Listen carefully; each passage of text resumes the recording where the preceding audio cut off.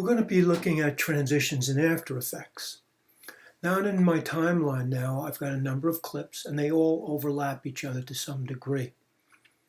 In order to add a transition in After Effects, we need this overlap that we see on these first two clips between the yellow and the orange.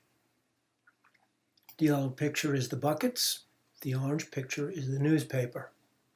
I'm going to place my playback head in the area where both of these clips intersect, from here to here. With the yellow clip selected, I'm going to go to Effect, Transition, Block Dissolve. Now, in the corner, the left-hand corner, you'll see the Project tab is now covered by our Effects control. You'll notice that there are a number of terms all preceded by that little stopwatch, and that simply means we can keyframe these functions. The only thing we're going to look at right now in the context of our transition is completion. You'll notice that at the ends of these terms there are blue numbers, which means we can put the number we want in, or we can left mouse click and drag and introduce that effect as it is set. Now I can see as my picture starts to break up, I'm starting to see the newspaper clips from clip 2 below.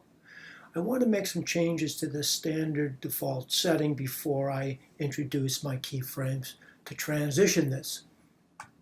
I'm going to change my block dissolve width to 20. And then I'm going to change the block height to 20 as well. Now there's a default soft edge blur on this, so I'm going to take that off. And here I can see my transition. And if I would just drag back and forth on that transition completion, I get a good idea of what this will be like over time. Now I want to start at the beginning of the second clip, below the orange layer, below the yellow one.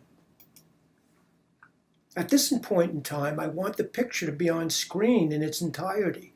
The transition should start to take place just as the orange clip below begins.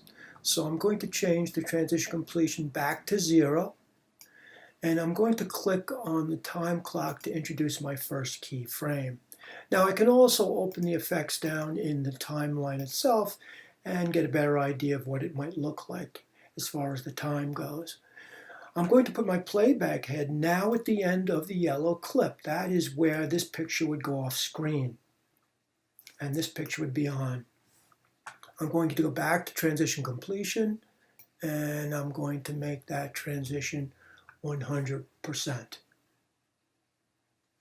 Now, all the other transitions have essentially the same beginning. The first thing you will see is the transition completion. That allows you to experiment and set it the way you want, then you can set your keyframes afterwards.